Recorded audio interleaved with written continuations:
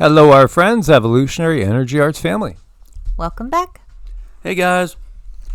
So as always, guys, we invite you to come and be part of the family over on Patreon. Again, exclusives go up there every week, usually multiple times. Sometimes, like a couple of days ago, we had 2 go up on the same day. And tomorrow we're doing a full moon meditation. It's going to be great. Yes, absolutely. So just wanted to cover a few things here. Look at the green flames, or yellow-green, kind of neon looking. That is pretty wild. So this is Texas Tech campus in Lubbock, Texas. And what the heck is going on here? Multiple fires, buildings have been evacuated. Some areas are on lockdown for the second day here. They say an explosion at a substation has sparked chaos at Texas Tech, causing fires, power outages, evacuations across parts of the campus. Adding to the mystery, eerie greenish-yellow flames been seen shooting from a manhole. What is really going on under our feet? And obviously, power outages, that's another thing, another sign of the times here. Evacuations. Is this an act of sabotage? Is this related to earth changes? What's really going on? No definitive answer at this point. Well, no, but we have other things going on too over in Salt Lake. I don't know if you pulled that up or not, but just annoying things that don't feel right. But when I see them happen, like even if they're just little things and they're happening at the same time, that's when my cackles go up and I worry. It's like, oh my gosh, did they unleash them? When I see that manhole cover come up, it must be 18 inches to 24 inches. And then the flames come out, but you see it flipping that heavy 1.5 to 2 inch piece of steel. And they weigh a lot. Plus you've seen the pressure that was inside. I don't know what's in that manhole, but I mean, how much pressure would it take to pop that manhole? And then you see the flames coming out as though it's pressurized. And then obviously it's flammable. So what would cause something like that is what I'm thinking. It's making me feel like somebody leaked gas under there and it built up and it built up and it built up and finally blew. But when that manhole cover is like flopping around like a fish, it's a little concerning. Yeah, fire at a substation. So again, intentional, is it some sort of power surge? Again, we're in a time of just rapid change as we are no longer in the Kali Yuga. And the very ether, that which the elements manifest, is literally changing.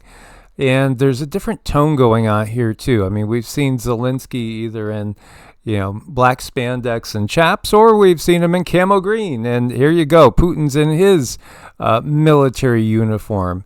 As this person says, I don't think I've ever seen that before. So what are they telling us? I mean, again, they're signaling that we're heading into, we're heading into Aries. We have a lot of signs going on. I think we're about to hit a peak and a crescendo. As we've said, there are treaties of a galactic nature that are up at the summer solstice of this year. And then we have our lunar eclipse. By the way, we'll be doing more on this, but as you see here, March 13th and 14th, these are the times that it begins. So if you're on the East Coast, it begins at 2:26 a.m. The max period will be 2:58 a.m. and then ends 3:31 a.m. If you're over on the Pacific, 11:26 p.m. is your beginning, 11:58 p.m. is your max, and 12:31 a.m. is your finish. Again, blood moon, lunar eclipse, just another sign. This I meant to mention a few days ago. This was from the 10th. There was a 6.5 earthquake, 10 kilometers deep is what they were showing. It was just that it was perhaps the biggest one I can remember at the most northern latitude I can remember. So it just hit me as strange because it was way up there, pretty much above the tippy top of Sweden and Norway and Finland. It just hit me as really, really odd. And then we have a 4.4 magnitude earthquake hitting can't be filaggry. Oh, that's not good. Well, or maybe it is. Maybe it's letting off steam so something bigger doesn't happen. As you can see here. Ragazzi, la situazione Giovannioli, guarda, guarda. This is a super Io spero che non ci volcano. siano macchine sfondate. Io spero che la macchina mia pure non si sia sfondata. Ragazzi, Obviously damage. It feels like a ticking time bomb, potentially. Again, whether we're looking at that swarm that was going on in Greece or the potential over here. Remember Vesuvius, Pompeii, that whole thing. Yeah, I mean, these are things that we should probably keep an eye on. Well, like everything else, I mean, we should be prepared for the worst and hope for the best and have a bug out bag and a kind of a plan. So, and even test it because, back home here a few months ago, the power went out and everybody that had generators that didn't run their gas out of the carburetor was all gummed up because of the new fuel that we got with the corn, the ethanol and all this other crap that really destroys your the carburetor, gums it all up. So I mean, they have stabilizer and stuff like that, but the point is that when you're ready or when you're not ready, you think you are. Here you have like so many gallons of fuel and you got your generator and you just have to flip a switch or unplug and plug, and the next thing you know, it isn't working. And it's like, wait a minute, I was prepared for this, or so I thought. So same with like a bug out plan and all that stuff. It sounds, overkill, but if you test it, you work out the bugs in your plan and what you have with you. I think especially moms with little ones, you have to have those favorite things. You got to have the favorite whoopee. You got to have the favorite blankie. You got to have, you got to have the favorite stuffed animal. Those things are important if you're going to have to go on a long trip. Children, they need to sleep, and that's how they sleep. When I look at this scene, Naples, I think again of friends and family members that spoke Italian, and there's a phrase which means "go rebuild Naples." Where did that phrase come from? I mean, again, it's a swear term, so to speak. But when you look to Vesuvius and we think about Pompeii, we think about people basically turned into statues because of everything that was raining down on them. Then we have all these prophecies of destruction of Rome and the Pope leaving in the end times and all that. So it just feels kind of like ominous a little bit. Well, what I keep going back to, when you talk about statues, is the story in the Bible where the gal turns back and she's turned into a statue. That's technology. So could be what we're dealing with here. I don't know. Well, then you have, look at the into the eyes of the Gorgon, right? It turns you to stone too. Medusa, what if that's technology? This is the Salt Air Resort, Salt Lake City, as Cindy was mentioning. I saw two different references to fires yesterday. One was an apartment building. Another one was something that they didn't have an answer for. Nothing huge, though. But our one of our beloved friends said, "Oh, there's something going down in Salt Lake." Well, look at this. Look at this. This looks so Tartarian. This is Salt Lake City, Utah. And this was lost to a fire in 1970. Again, Chicago, 1871, the big fire there that took out so much. There's so much that's been hidden from us, and war and natural disasters allow for the rewriting of history because it wipes everything away. How I detox fluoride after years of tap water, SSRIs, and prescription strength toothpaste. NAC, tamarind, boron, magnesium, activated charcoal as a preventive measure, reverse osmosis water filtration, and hydroxyapatite toothpaste. People are learning that there's a lot of work to do. And when we see people that can't put two and two together, really it's just a product of the system. As it's on record. One of those infamous families that controls so much of the wealth said, "I don't want a nation of thinkers. I just need workers." Well, we were having a conversation this morning about working in the system, and how almost everything you do, if it has anything to do with healing, you need a license of some kind. And you can't go out there and just make a living and knowing what you know. So you've already been through school, like Joe has already been through school. He'd have to go and do all of the things, to go and help people. And we have to do the same. So it's like they have these blocks up preventing us from helping ourselves, taking care of ourselves under threat of, somebody could be a plant and they could take everything you have. Yeah. So we're in some weird times, I'll say. We're definitely in a transition. And so I don't know how long, again, it's the time thing. It's like we've been in this transition for, 15 years, back 15 to 20 years ago, for sure. I mean, I was like, wow, this could be any time now.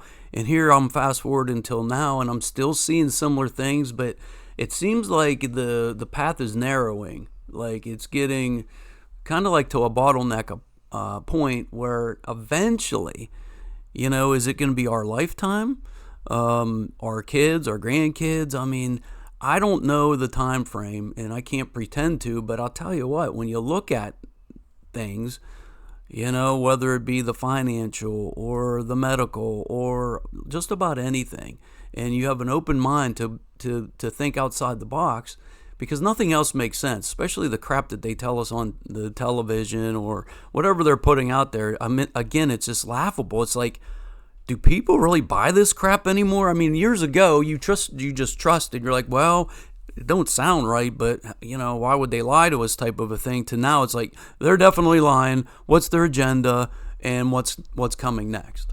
Right. Well, I mean, Joe, you were bringing up something as simple as, needing a fishing license. And I remember when I was a little girl, going down to get our fishing license, I was all happy about it. I didn't question anything. I'm just like, ooh, happy I can go fishing. Where my mind probably should have been is like, why do I need this piece of paper to catch fish that are in the creek going, by my house? And I think a lot of people need to start asking that. Yeah, the wildlife doesn't need a fishing license. No. I mean, again, this is the stupidity of this world, and it's been so cultivated. Again, they try to sell us on lifestyles that are just sick and toxic, and they sell us on it. They try to make it out like don't you want to be like this star? Don't you want to be like that star? No, definitely not. Mm-mm. I have a good one for you. So I've said this before, but since there's new listeners here, it's probably worth retelling. It's hilarious to me. I wasn't happy at the time, but I had a piece of property that I put in a road to, and it was probably about a quarter mile to a half a mile back in the middle of the probably 70 acres of property. And I was going to put a house there, but I had to go through the process of getting it perk tested to make sure that I could put a septic tank back there.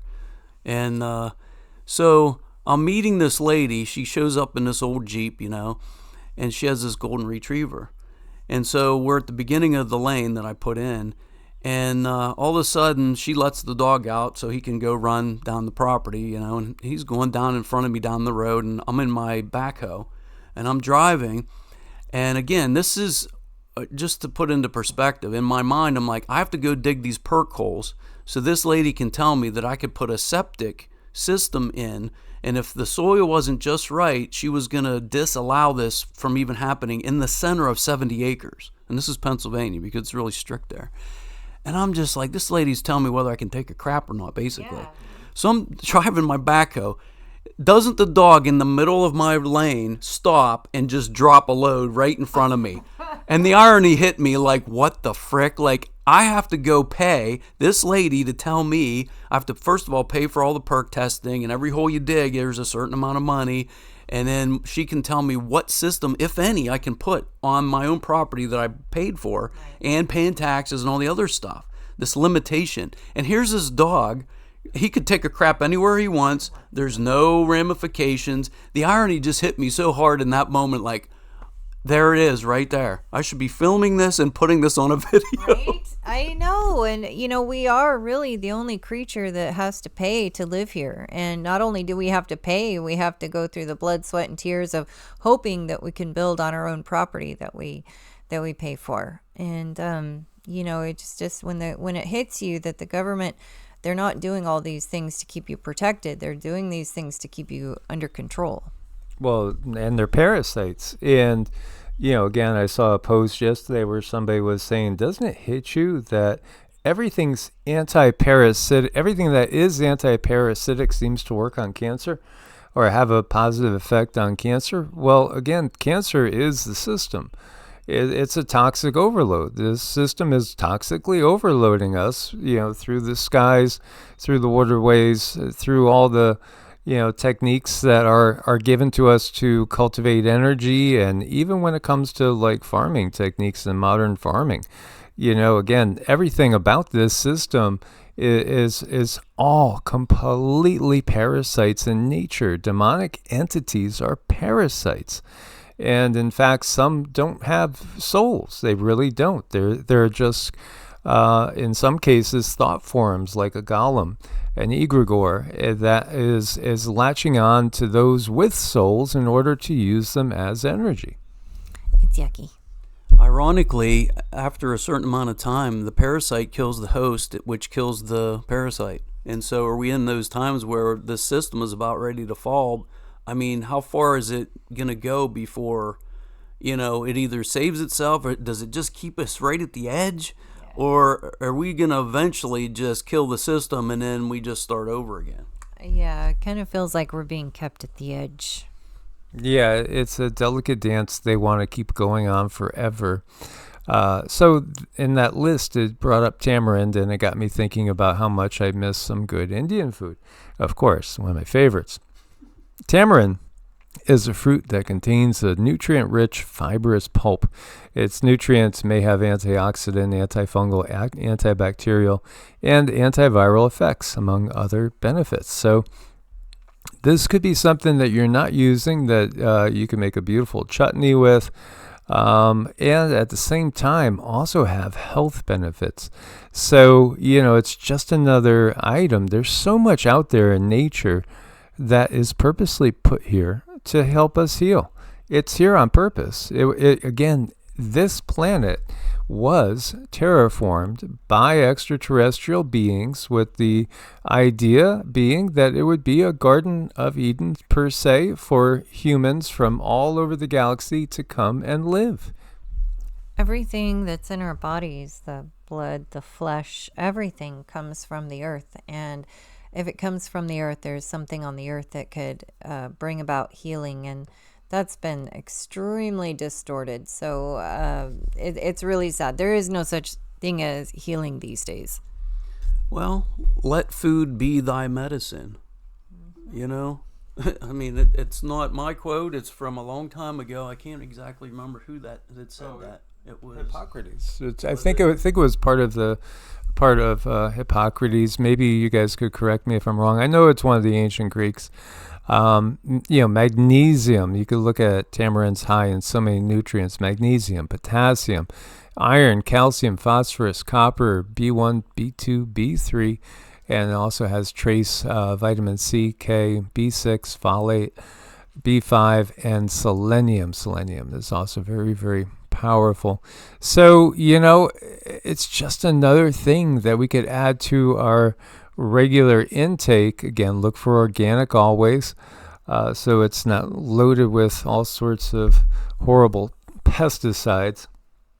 Obviously, it's not perfect, but to me, anytime somebody says something like, it's not really organic, why buy organic? That's a waste of your money. I'm thinking, no, it's a waste of brain cells that you can't figure out that it is worth. Of course, why are you going to add more toxicity to yourself? That's just, again, doesn't make any sense. Even though organic's not perfect, it's going to have less of the toxic items in it. I just feel that's a complete cop-out, as is just living at the dollar menu. I mean, these things are just like, going to a dollar menu is like going to a local drug dealer on the sidewalk somewhere. It's not far off when you really get down to it. Well, I think you need to watch that kind of like that attitude in the mind where, oh, it's okay, I can just go ahead and eat this candy bar, I can drink that soda.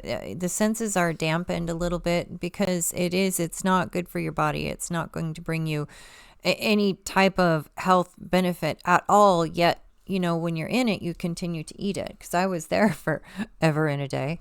Yeah, and I do eat potato chips, and we will have sometimes cookies and things. We will have some naughty things. We're not like, eating a bland diet. In fact, I think we eat really, really well, and we do kind of spoil ourselves in food. But the thing is, we look for better options. So, potatoes, look at the type of, if you're going to get chips, I'm just saying, if it's potatoes and either Celtic sea salt or pink Himalayan salt, and just a healthy oil like, avocado oil or something like that. That's okay. But when you see canola oil in there and some of these other seed oils that you don't want to be dipping down, or if you see artificial dyes and preservatives and stuff, look for as few ingredients as possible and make sure that they are more natural. You want to avoid anything that you just can immediately know what it is. Well, I had to stop eating sugar for quite a while, but I can eat it now. But if I look at the ingredients on anything with sugar, I make darn sure that it's organic cane sugar and organic this, organic that. That's what I look for now. The frustration in trying to convince somebody to go organic over non-organic or non-GMO or GMO is that some people's bodies are so resilient. I remember going through the checkout. I was back home at Martin's. I was going through and everything was organic, and the lady knew it. And she's like, she looked at the price of, at the end and was like, oh my gosh. She goes, I think this organic stuff. And this lady, she did tell me her age. She was in her late 70s. And she said, this is overrated. Why do you buy this organic stuff? I'm 70 some years old and I don't have a thing wrong with me. I'm not on one medicine. And again, it's just like my mom has that same attitude. She's 80 and she's going to be 81 in a month. And so her attitude is like, I've always eaten the way I've eaten and I'm going to keep eating that way. And even though she does see now on the news and on Facebook or whatever else she's on, she's seeing these things that say that it, you got to stay away from Roundup and all this other kind of stuff. But because she's been healthy and her body is so resilient, you can't, it's really difficult to convince someone you got to eat healthier than what you are. Well, you know what I'm saying? If it's like a cause and effect. If they feel bad, of course they're going to listen. But when they feel good, Well, I know friends who have family and friends who, and they have to eat completely organic and they have to be really good. I'm one of those. I have to eat organic. I have to be really good. But I know people that don't. And then I also know people that look at other family members and they're watching them eat all this stuff and they're not getting sick and they're frustrated.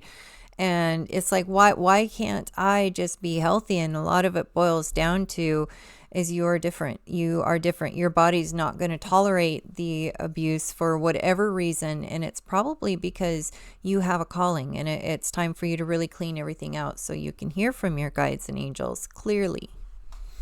Yeah, each one of us is different. My mom lived to 90 and she didn't really eat organic or anything.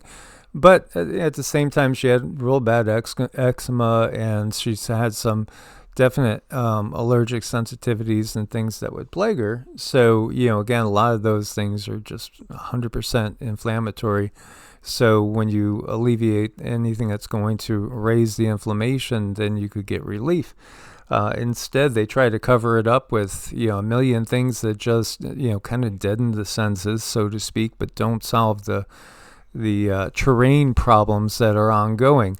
And again, this boils down to people understanding terrain theory, because it is all about creating a sense of balance in the body. What goes on in the deep, dark hours of the night when humans are sleeping? Oh, it might boggle the mind what goes on, sometimes under our feet or over our heads or in our own house. That's just cute. That kitty knows how to party. Yeah, I don't even know what to say. It is hilarious. And watching this cat, like, because they're nocturnal a lot of times. I used to have a cat, and yeah, he would run all night and sleep all day. But now I can see what he was up to and having fun at nighttime. Yes. Absolutely. I wonder what this place is. Must be some sort of facility, business or something. It's curious. As always, guys, we thank you for your support. We look forward to your comments. Please do share too.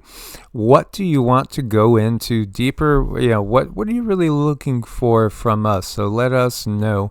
And, again, we're going to be going live tomorrow. And, please do subscribe to Joe's channels if you haven't yet. This is A Guiding Light. That's his newest channel.